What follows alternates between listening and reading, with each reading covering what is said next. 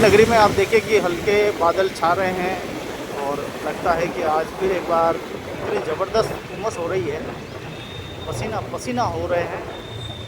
छाया मिलती है तो कहीं ऐसा लगता है कि जैसे वरदान मिल गया हो। बहुत ज़्यादा गर्मी महसूस हो रही है। आप चलते हैं महाराणा प्रताप सेतु से होते हुए।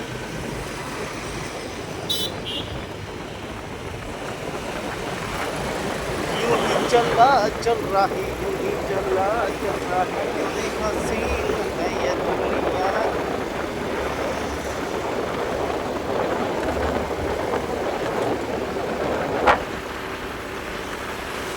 तो देख पा रहे हैं झीलों की नगरी का दोपहर का दृश्य है। गर्मी से लपटे खा रही है पूरी धरती, उमस बहुत ज़्यादा है। तो चलिए आज हम फिर एक बार नए रोड से जाएंगे और आपको कुछ नई चीज़ दिखाने की कोशिश करेंगे। सेवा आश्रम चौराया बहुत जाम यहाँ रहता है, तो थोड़ी देर के लिए माफ़ी चाहेंगे, फिर मिलते हैं। तो सेवा आश्रम के सीधे सीधे सामने वाला ये रोड है। महाराणा प्रताप सेतु के सामने सामने आप इधर से निकलेंगे तो सीधे हम आयड रोड पर निकलेंगे। हालांकि यहाँ पे भी बहुत जाम रहता है, लेकिन फिर भी ये थोड़ा सा शॉर्टकट है।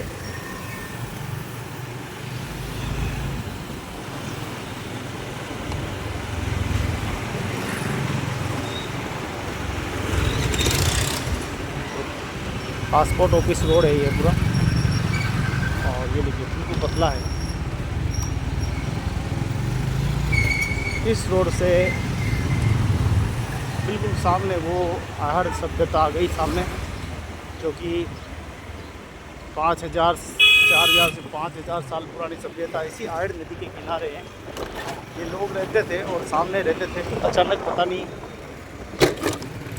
क्या हुआ तो पूरे लोग इस मिट्टी में दफन हो गए, घर दफन हो गए। आज भी कुछ कुछ घर लकड़ी के दिखाई देते हैं बने हुए। इसी किनारे ये पहले के लोग रहते थे।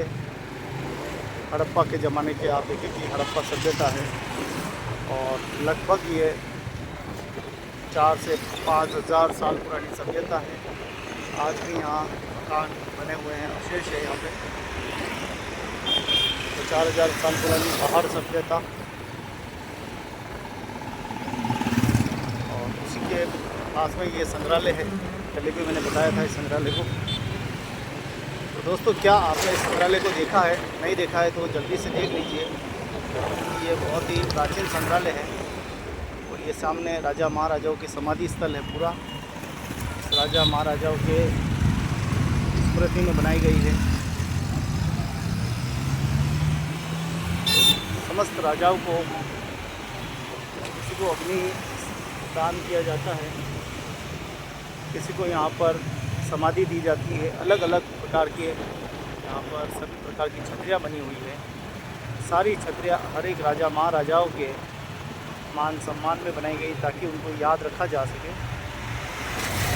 ये देखिए कितनी प्राचीन छतरी, ये सारी सभ्यता है आहड़, जिसे हम आहड़ सभ्यता के नाम से जानते हैं। पूरा ये देखिए, यहाँ से ये पूरा शमशान घाट है। पहले हम यहाँ आए थे, वो सामने। तो अब हम चलेंगे पतली पतली गलियों से होते हुए, और ये है श्री राम स्कूल।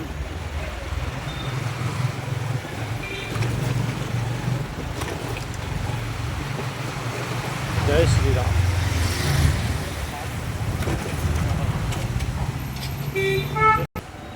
तो पतली पतली गलियों में भी कैसे गाड़ी सामने आ जाती है आपने देखी। बहुत सारी पतली गलियां हैं।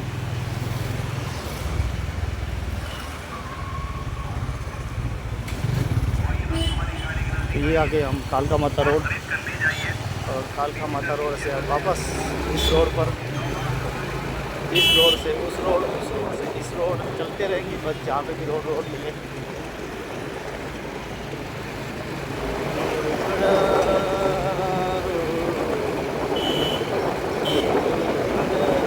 ये विश्वविद्यालय मार्ग रोड है, और एकदम सीधा रोड है, सीधा का सीधा। विश्वविद्यालय मार्ग रोड से हम सीधे चलेंगे 100 फीट रोड। 100 फीट रोड की टेढ़ी मेढ़ी गलियों से होते हुए आज एक नई गली को चुनेंगे, उस नई गली से होते हुए जाएंगे। तो झीलों की नगरी भपक रही है, इतनी ज़बरदस्त गरम गरम लपटें आ रही है कि पूरे पैर ही जल रहे हैं, हाथ चल रहे हैं। बहुत ज़बरदस्त उमस हो रही है, बादल छाए रहे हैं। कभी सूर्य के देवता के सामने जब बादल छाते हैं तो थोड़ी सी ठंडक महसूस होती है, लेकिन बाद में फिर वापस वही गर्मी। वो सामने लेक सिटी मॉल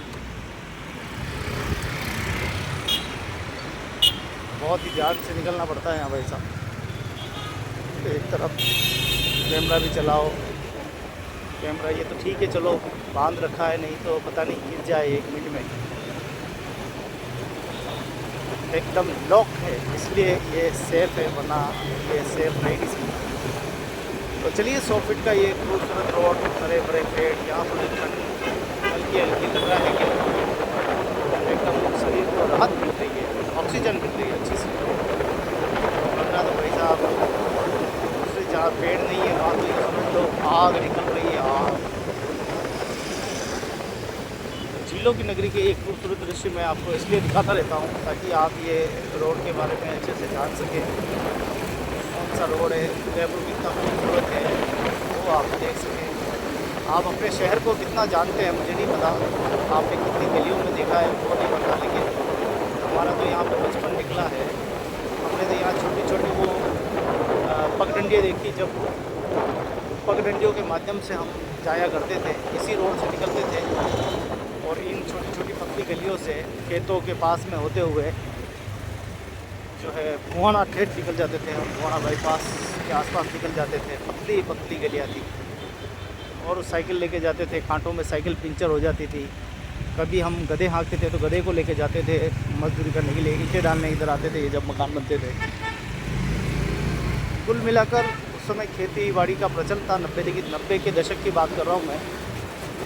और 90 से सन 2000 के बीच में, सब 2000 के बाद में जब यहाँ पर उछाल हुआ 2001, 2, 3, 4 इस 25 साल में जो बुलंदियाँ हुई है भाई साहब, अद्भुत है। यहाँ रोड नाम की कोई चीज़ नहीं थी। शोभापुरा एक छोटा सा गांव था और उसमें भी पतली पतली गलियों से हमको जाना पड़ता था। आज तो शोभापुरा भाई साहब यूनिवर्सिटी जैसा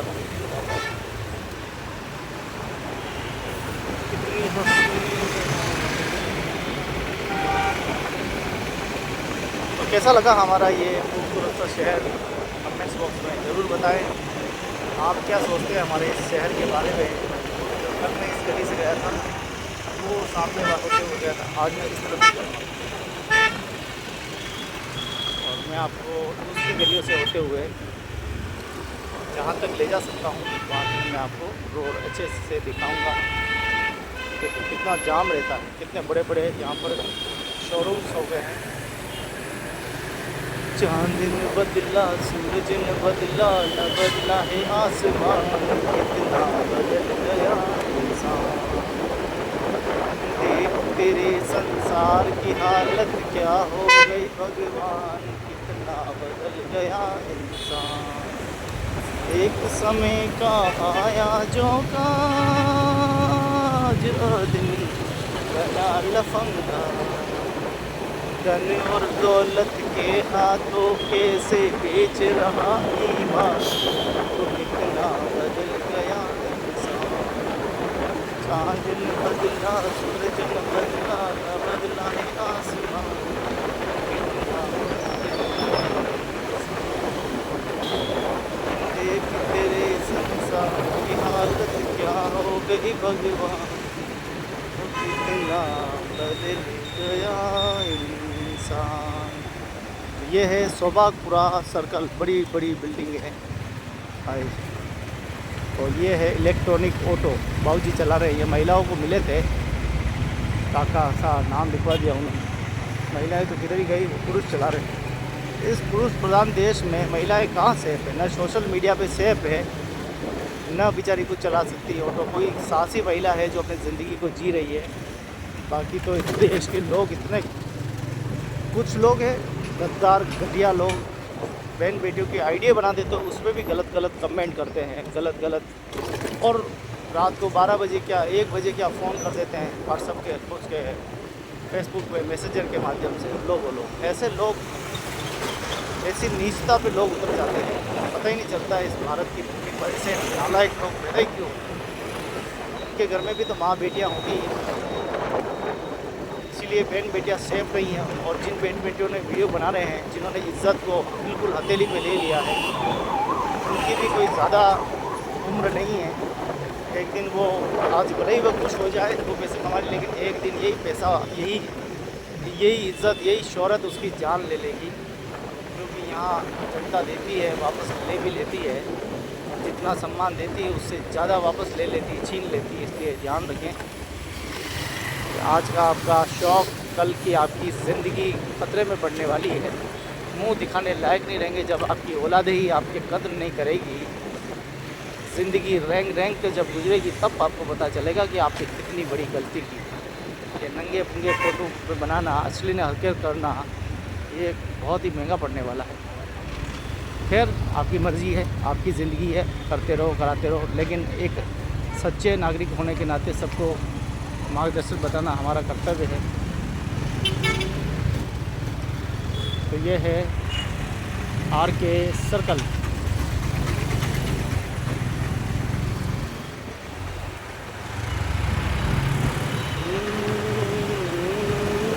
चलिए चलते हैं। जय हिंद, जय भारत।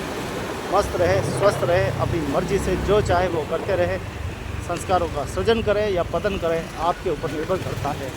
आप सभी को बहुत बहुत धन्यवाद।